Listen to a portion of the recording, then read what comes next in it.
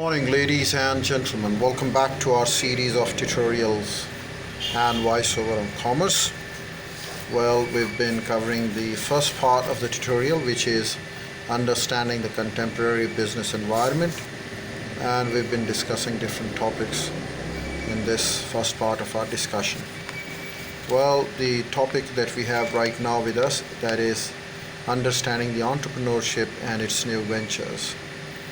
Well, we need to define and understand the entrepreneurship, and then of course we can explore the new ventures regarding entrepreneurship. Well, we believe that once we have gone through this part of the discussion, we can understand the definition of the small businesses, discuss their importance to the US economy or any of the economy in the world. We can explain the types of small businesses and what are the factors of their success.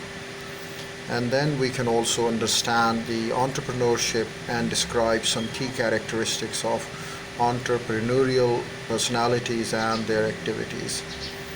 We can also be enabled to have a grasp of the business plan and startup decisions made by small businesses, and identify sources of financial aid available to the enterprise, or talk about any of the other enterprises or your own enterprise. And we can also be able to understand the main reasons why new businesses, startups are increasing, and identifying the main reasons for the success or failure among small businesses. We can also be able to understand the sole proprietorship and partnerships, and discuss the advantages and disadvantages of each, talk about the disadvantages and advantages of partnership, and then that of the sole proprietorship.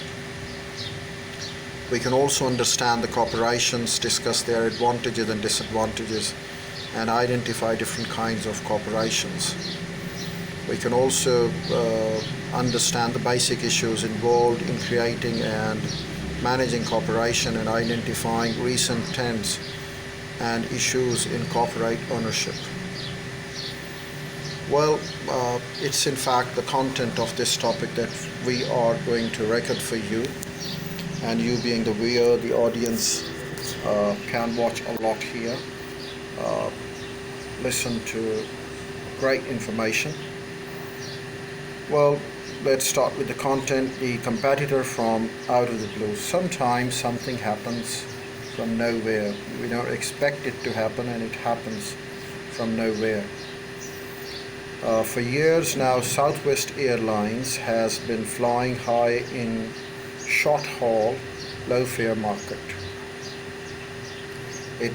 Its emphasis is on reliability and customer services, combined with a dedication to cost control and corporate culture that attracts only the best employees, has allowed Southwest to remain virtually unchallenged.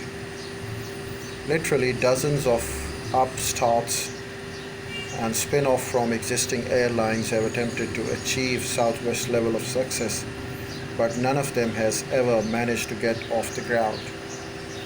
And you can find many other examples in the world as well. Say for instance, one of the airlines from Middle East has followed the same suit. One of the airlines from China has also followed the same suit. In fact, they have tried to make it cheap, economical for their customers. Why has it been so hard for startup airlines to emulate the operational success of Southwest?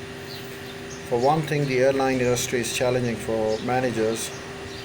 An airline needs people skilled in scheduling, purchasing, customer service, and mechanical maintenance.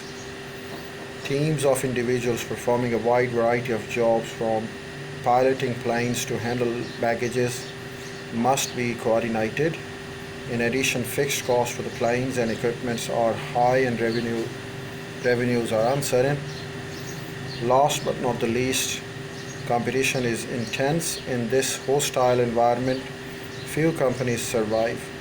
Both United and US Airways declared bankruptcy recently, Out of the 27 carriers that have gone public since 1980, only 8 are still in the air.